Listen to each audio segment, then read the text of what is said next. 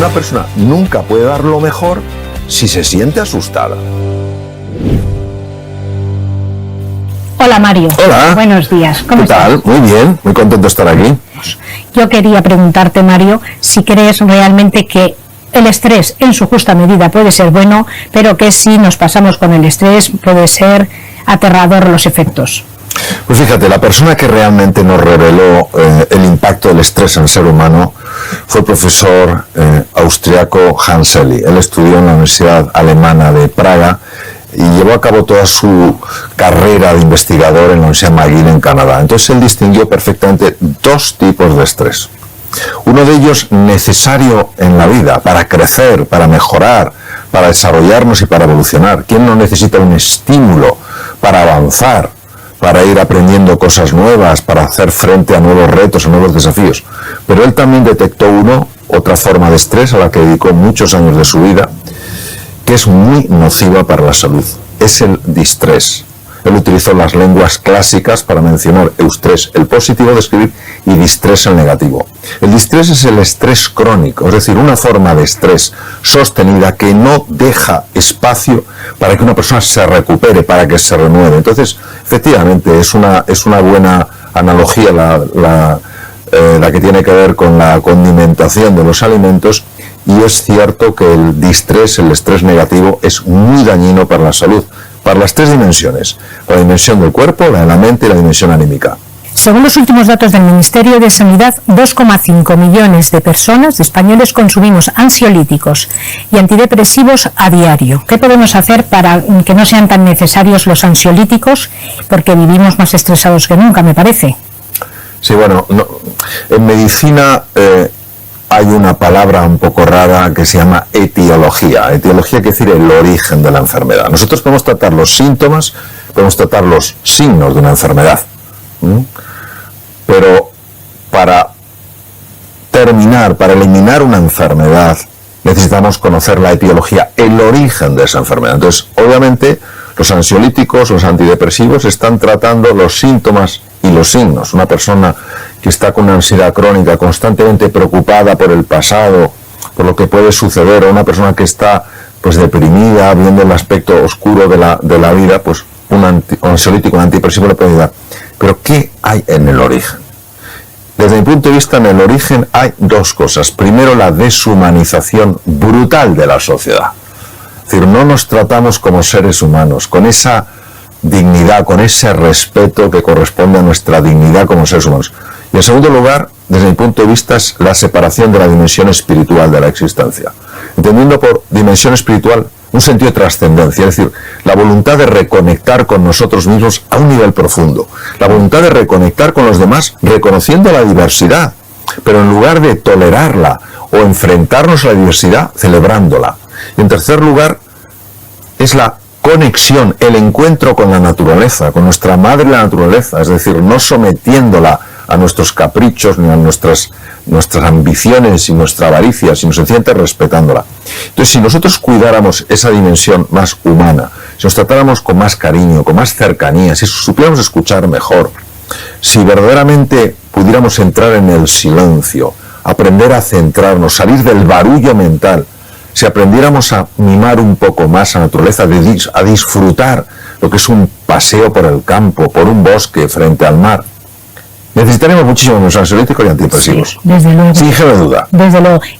Ahora se ha puesto muy de moda, se hacen hasta excursiones para abrazar árboles. ¿Realmente crees que esto es una moda pasajera? ¿O esto de abrazar árboles, ya me estás hablando del contacto directo con la naturaleza, tiene un impacto realmente en tu estado emocional? Sí, vamos a ver, ya desde la sabiduría ancestral se habla de que el ser humano ha experimentado tres desconexiones, las que hablaba antes: la desconexión con uno mismo, la desconexión con los demás y la desconexión con el mundo.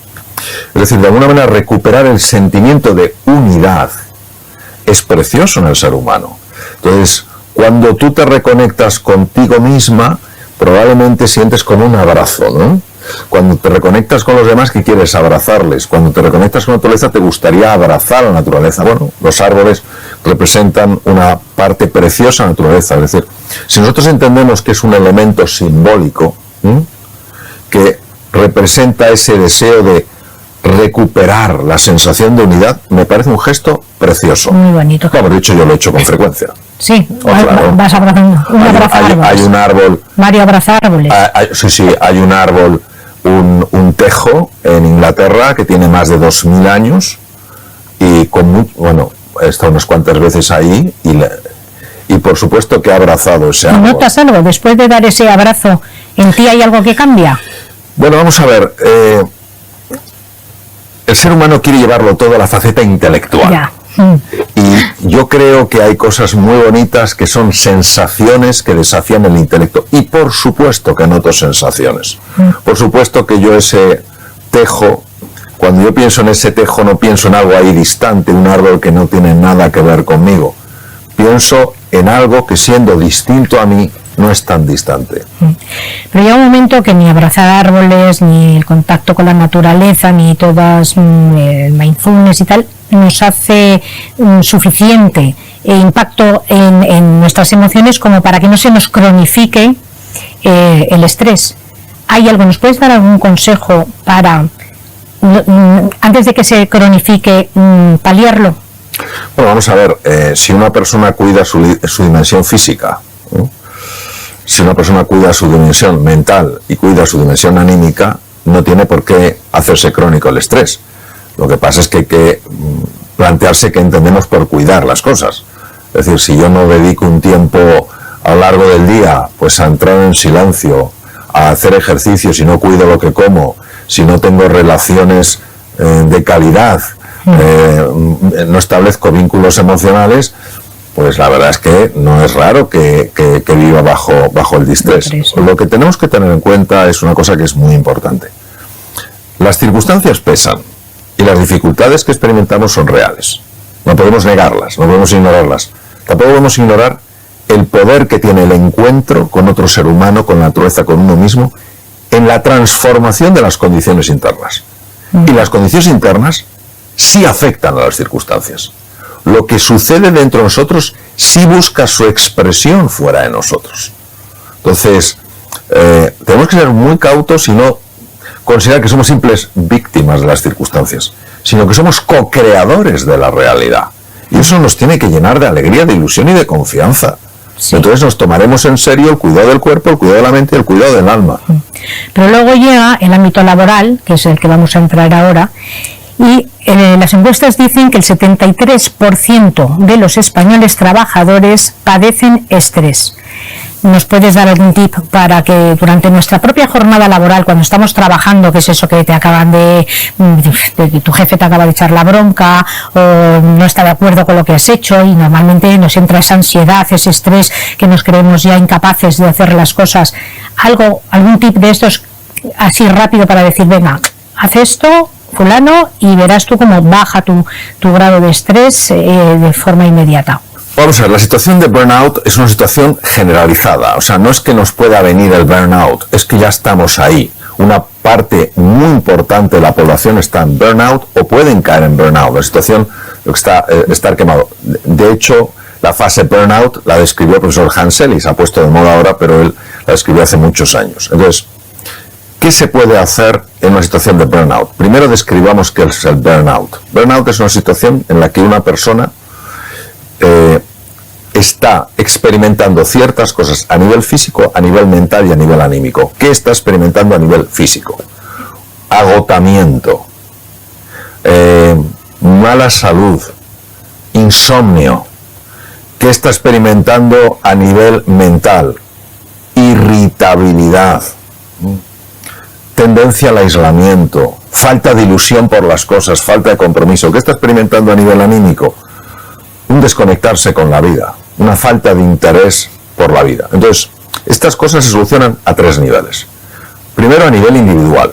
Segundo, a nivel colectivo. Y tercero, a nivel estructural. ¿Qué es a nivel individual? Para que una persona salga de burnout, tiene que estar dispuesta a tomarse en serio, pasar del cuadrante de burnout al cuadrante de recuperación o renovación. No puede pasar directamente al alto rendimiento si antes no se recupera. Y eso tiene que tomarse en serio el cuidado del cuerpo, el cuidado de la mente y el cuidado de la dimensión anímica. Y hay mucha información sobre eso, no es una cosa difícil de encontrar. Eso a nivel personal. A nivel colectivo, tenemos que ser conscientes de hasta qué punto cuando una persona se siente amenazada por el juicio, por lo que me puede pasar, por si me van a echar, por si no sé qué tal cual, cuando una persona se siente amenazada, favorece el burnout. O sea, una persona nunca puede dar lo mejor si se siente asustada.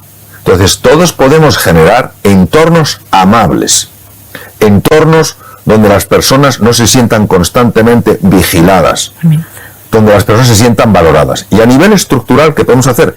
Cambiar las estructuras. Es decir, hay estructuras hoy en día que están haciendo muchísimo daño. No tiene sentido que una persona esté trabajando todos los días en su oficina hasta las 11, hasta las 12 de la noche. Si ha hecho bien su trabajo y acabó antes. O que tenga que estar todo el fin de semana preparando cosas. Una cosa es hacerlo ocasionalmente, porque hay una situación nueva, y otra cosa acostumbrarnos a eso. No tiene sentido. ¿Por qué se está cambiando la estructura o se está buscando cambiar la estructura de asistencia mental para las personas que necesitan un apoyo en este sentido?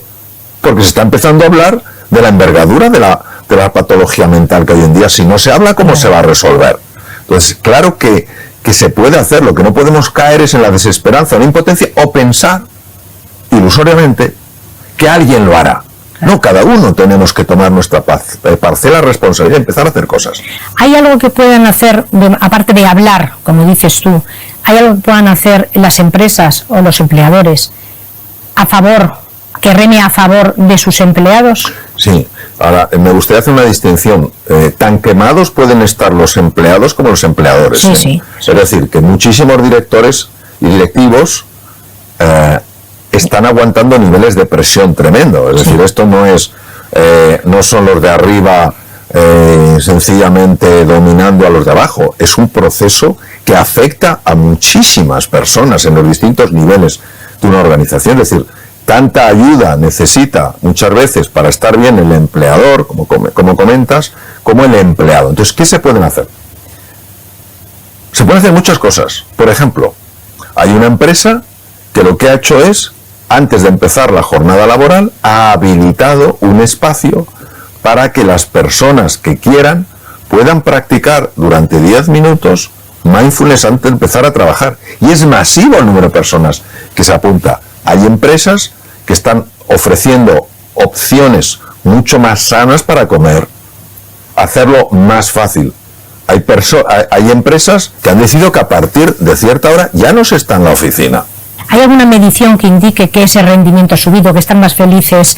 ¿Se puede medir el grado de felicidad que hayan podido o no? ¿O es una apreciación? ¿O es lo mismo que lo de los años? No. Vamos a ver, hay dos tipos de mediciones que se pueden hacer cuando se está hablando del bienestar.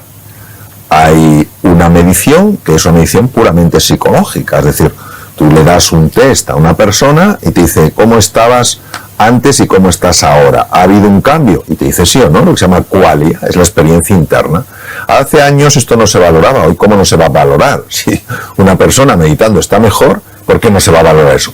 Pero luego hay otros tipos de mediciones, se pueden medir desde niveles de cortisol, desde la tensión arterial, niveles de azúcar, es decir, montones de cosas que tienen que ver con el síndrome del burnout. Y por supuesto que se ve, pero ¿cómo no se va a ver? Esto se lleva investigando hace montones de años. Pero es que hoy en día además lo que sabemos es que no solamente este cuidado del bienestar afecta a la salud física y mental de una persona, es que afecta a los resultados. Eso. Si es que está demostrado que una persona cuando está ilusionada, cuando está motivada, es una persona que rinde mucho más.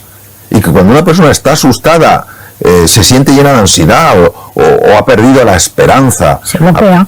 No, claro que se bloquea, y además es que hay tecnología en lo que se llama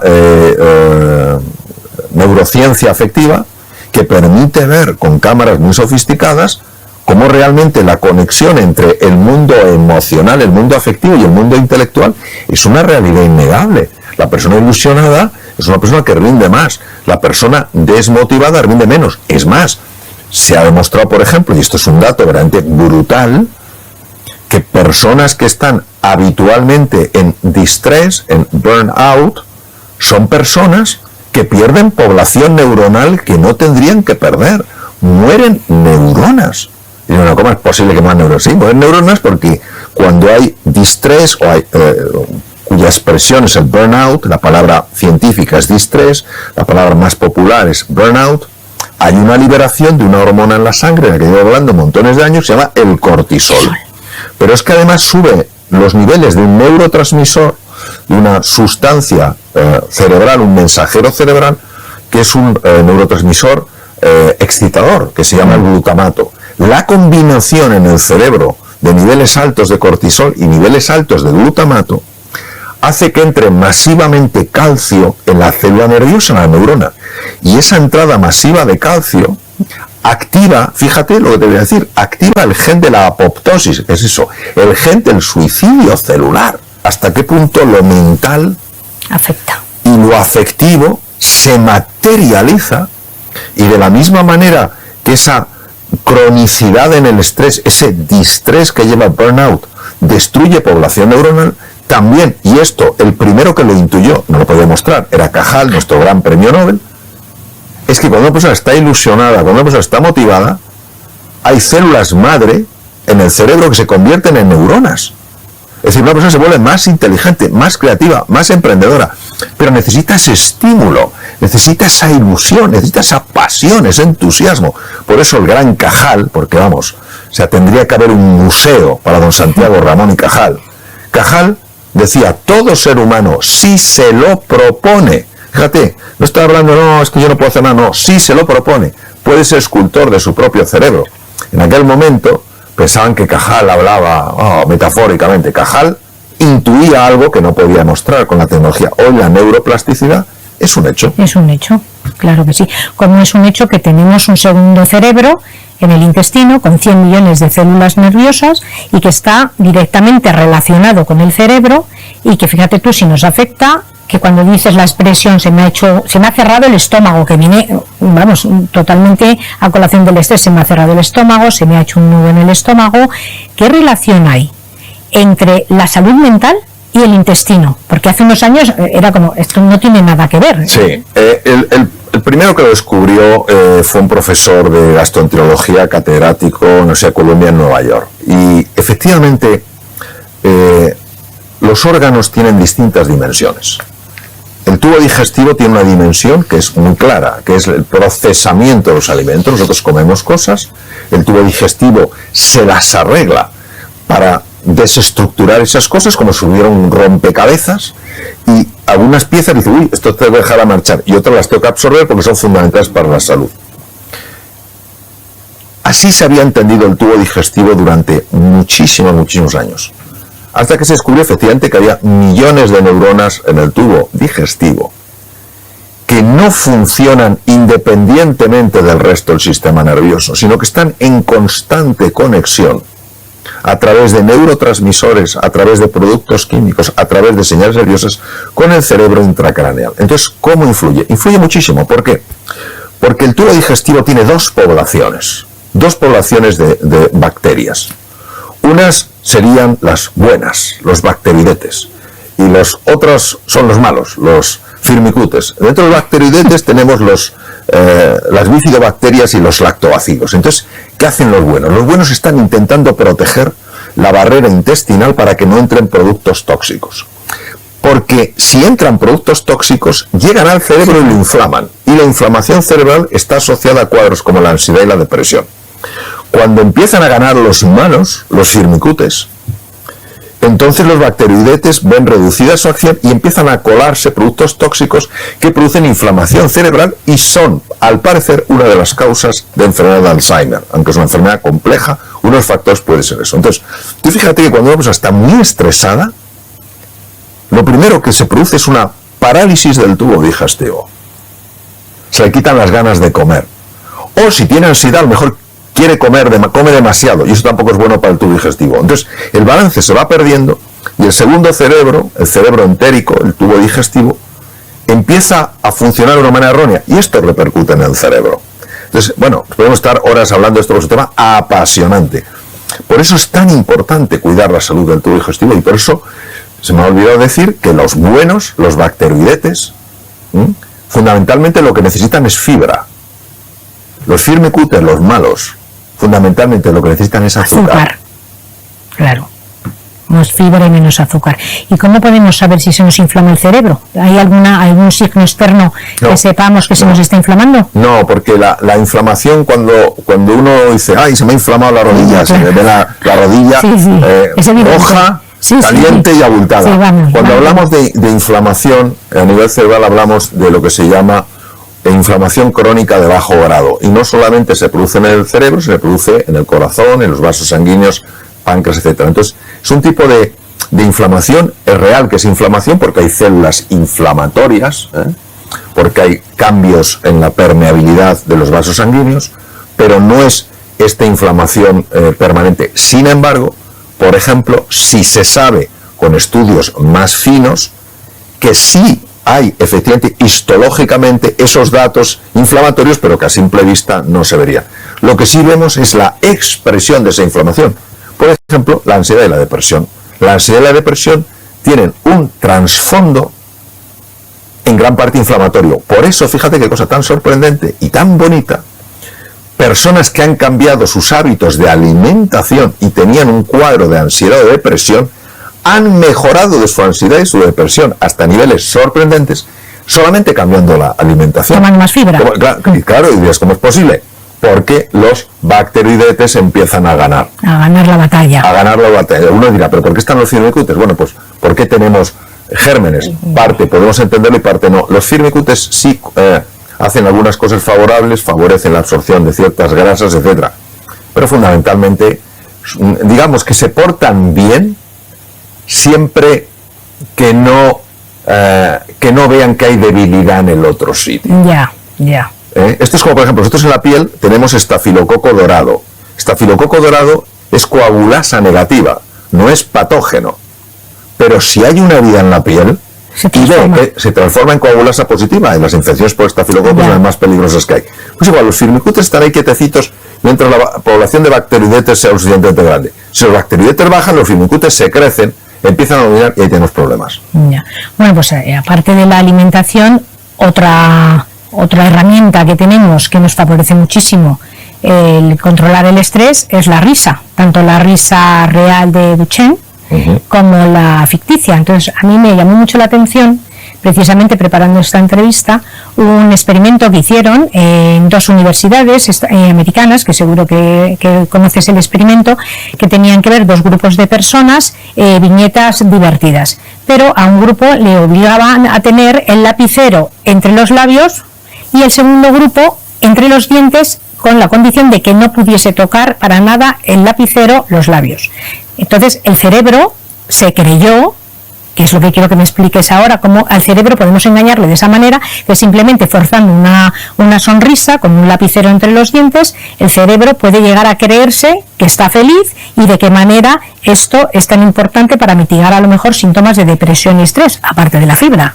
Bueno, esto es precioso. Fíjate, si nosotros observamos un cerebro desde fuera, veremos que tiene 4 lóbulos: el frontal, el parietal, el temporal y el occipital.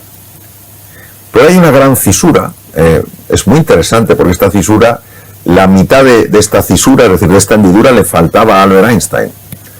Y estaba cubierta de neuronas. En lugar de existir esa especie de apertura, está cubierta de neuronas.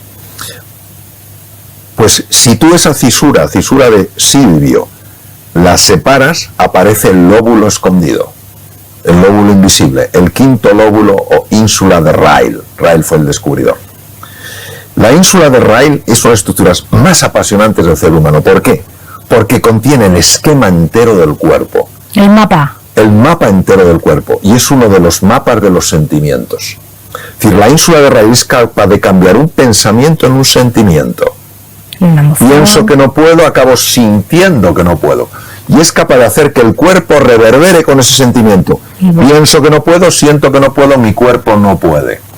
Pero la ínsula de Ryle no solamente es un paso de dirección corteza cerebral a cuerpo, es también de cuerpo a corteza cerebral. Entonces, cuando tú tienes una disposición de tu cuerpo propia de un estado de alegría, como es una sonrisa, la ínsula de Ryle, que tiene perfectamente mapeada la cara, interpreta que se halla esa sonrisa, aunque sea una sonrisa en este caso forzada por un lapicero, que tú estás contento, o que tú estás contenta. Entonces, como es un mapa de los sentimientos, sí, esa posición corporal empieza a transformarla en un sentimiento estar bien.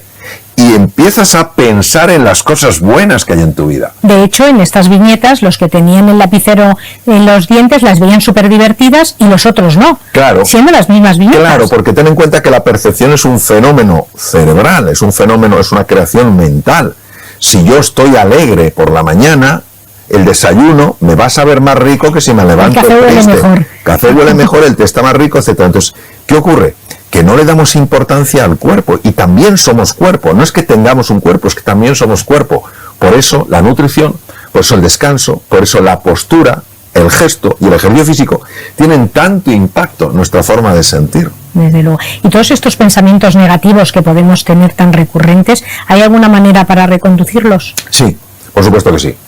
La forma de reconducirlos es la meditación. Es la meditación. Nunca enfrentarse al pensamiento. Nunca enfrentarse al pensamiento porque lo refuerzas. No intentar convencerte que no tienes que pensar eso. Llevar tu atención a otro sitio. Yo suelo poner el siguiente ejemplo. Es un ejemplo muy antiguo y viene de la sabiduría oriental. Nosotros somos como el cielo. Y pasan las nubes. Las nubes van a pasar, pero no tiene el cielo que irse detrás de ellas. Entonces, si el cielo quisiera luchar contra las nubes aumentarían de tamaño, porque donde pones la atención, lo refuerzas. Entonces tú sencillamente tienes un pensamiento, ¿vale? Pues el pensamiento, ¿qué cenaré hoy? ¿Lo ves? Pero no te arrastra. ¿Qué es arrastrarte? Te ves cenando, lo que vas a cenar. Ya te ha pillado. Entonces la atención la llevas al aquí y a la ahora. Entonces esto es muy bonito porque hoy en día la neurociencia contemplativa ha demostrado que en la distracción hay una red que se llama la red neuronal por defecto, que está asociada no solo a menor eficiencia, sino además peores relaciones sociales y peor salud. Pero que cuando uno se centra en el presente, en el aquí y en el ahora, en la respiración, en el cuerpo, en las sensaciones que tienes, los pies sobre el suelo, el cuerpo en el sillón, entonces desactiva la red neuronal por defecto y se activa la red ejecutiva central. La red ejecutiva central está asociada a una mejora en la salud, una mejora en la eficiencia, una mejora en las relaciones. Pero esto es un entrenamiento. El que quiera tener control sobre su atención tendrá que desarrollar la musculatura de la atención. Es decir, acostumbrarse a estar más tiempo en la red ejecutiva central, en la red de atención, y menos tiempo en la red de la distracción. Sí. Hablando de musculatura, para hacer también un poco de musculatura cerebral, el ejercicio físico es tan bueno para el cuerpo como para la mente. ¿Qué tipo de ejercicios recomiendas para que nuestros niveles de estrés y de ansiedad bajen? El ejercicio aeróbico, es decir, aceleramos el corazón y la respiración, está asociado ya, sin género de duda, en base a la investigación, a la liberación de neurotrofinas. ¿Qué son neurotrofinas? Son el gran descubrimiento de la premio Nobel italiana Rita Levi-Montalcini, una mujer maravillosa que murió con 102 años. Neurotrofinas son sustancias que favorecen que algo crezca. Es como si fuera el abono. Sí. Tú abonas una parcela y crecen cosas. No abonas, pues no crecen cosas. Entonces, ese abono, hay muchos tipos de abono. Uno es el VEGF, otro es el IGF, otro es el BDNF, que son las siglas de estas palabras: Brain Derived Neurotrophic Factor, factor proinsulínico, factor de crecimiento endovascular, etcétera. Todos esos abonos los fabrica el cerebro cuando uno hace ejercicio físico aeróbico. Ahora bien, es muy importante a partir de cierta edad, 40, 45, también hacer entrenamiento cuidadoso, bien dirigido con pesas, porque la musculatura es importantísimo para que no se dañen las articulaciones, para que no se pierda funcionalidad. Hay que tener en cuenta que una de las principales causas de muerte en las personas de más de 65 años son las caídas. Las caídas y con la cadera. Claro, te rompe la cadera, luego tienes complicaciones pulmonares, las que sean. Entonces, eso es muy importante. Pero es que además, el cuerpo está leyendo la musculatura. La ínsula de Rayleigh, el lóbulo oculto, el quinto lóbulo, está leyendo la musculatura. Una persona que se vea fuerte, no es que tenga que presentarse a un concurso de culturismo, se sienta fuerte, se va a sentir más capaz. Sabemos que la postura sí influye. También que te sientas fuerte, que te veas una persona fuerte. No hablo de ser un forzudo, una forzuda, pero verte fuerte, también eso implica en tu sensación, en tu estima, en tu propia valoración. Y a nivel cerebral me imagino que liberas endorfinas. Sí, claro, por supuesto. Hay tres tipos de hormonas que están muy asociadas con el bienestar.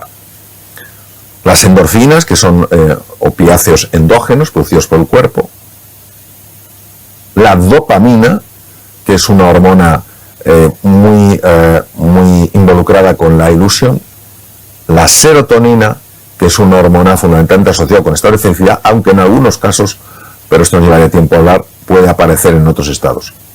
Eso es lo que normalmente se activa cuando tú haces ejercicio físico. Pero hay otra que también llevo muchos años hablando de ella, una hormona, que se activa cuando lo haces con otras personas. Cuando además de estar tú haciendo ejercicio físico a nivel, por tu cuenta, pues lo haces con un grupo de amigos, un grupo de amigas, y estás disfrutando. Entonces se libera también oxitocina. Entonces esas 4 hormonas son tremendamente beneficiosas y totalmente asociadas a los estados de bienestar. Cuando tienes un problema, ¿por qué lo magnificamos tanto cuando estamos en la cama? Que luego de repente te despiertas a las 8 de la mañana y por lo que sea, bueno, me imagino que también depende un poco incluso de las hormonas, el cortisol y todo eso, ya lo ves de otra manera. O sea, ya no te parece tan grave el problema que te has llevado a la cama y ha dormido contigo. Bueno, el sueño es de las cosas más enigmáticas y extraordinarias que hay. El sueño es de una importancia extrema. O sea, nuestra sociedad castiga el sueño porque no se ha enterado de lo importante que es el descanso nocturno. No se ha enterado de que se activan genes como el PER1, PER2, PER3 que evitan mutaciones cancerígenas.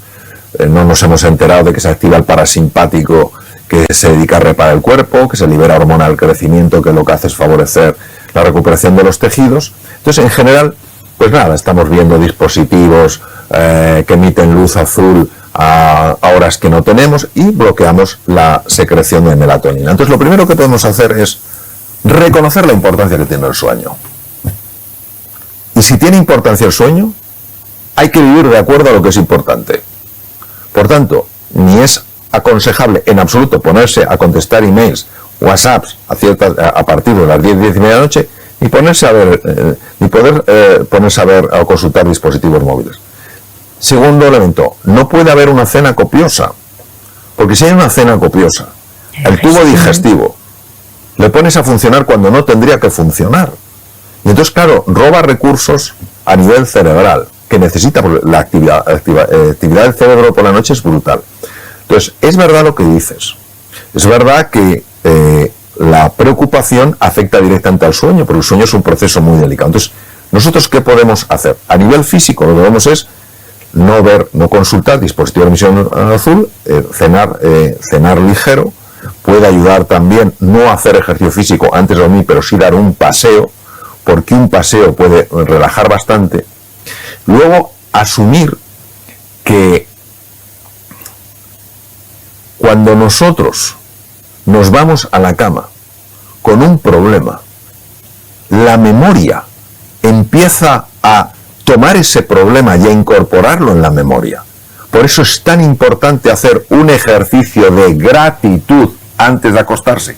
No te puedes acostar con un pensamiento negativo, porque la memoria, el hipocampo, reestructura a partir de ahí. Entonces, encuentra algo en el día, por pequeñito que sea, si buscas encontrarás, donde verdaderamente digas, mira, hoy me doy la enhorabuena porque vaya día que he tenido, pero he aguantado como una campeona. Hoy me doy la enhorabuena porque me quería haber comido ese bollo y me he aguantado y no me lo he comido.